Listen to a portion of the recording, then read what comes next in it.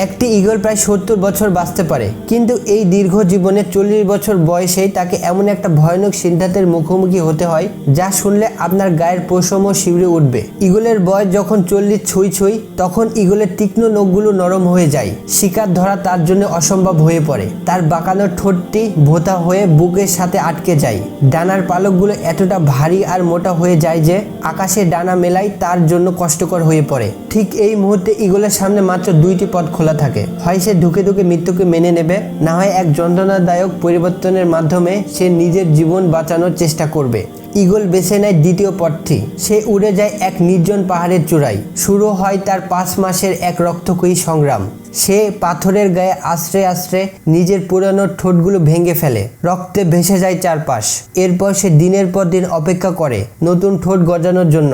নতুন ঠোঁট উঠলে তা দিয়ে সে তার নিজের পায়ের ফুটে থাকা পুরনো নখগুলো টেনে টেনে উপড়ে ফেলে, আর শেষে এক এক করে ফেলে দেয় শরীরের প্রতিটি ভারী পালক।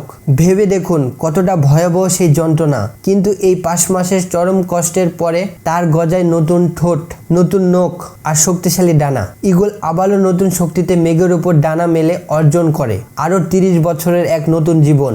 আমাদের জীবনেও যখন চারপাশ থেকে এমন অন্ধকার নেমে আসে, তখন মনে রাখবেন পুরানো অভ্যাস, ব্যর্থতার স্মৃতি আর বিষাক্ত অতীতকে ছিঁড়ে ফেলে দিতে হয়। পরিবর্তন যন্ত্রণাদায়ক, কিন্তু এই কষ্ট সহ্য করতে পারলেই শুরু হয় আপনার নতুন দিনের সাম্রাজ্য।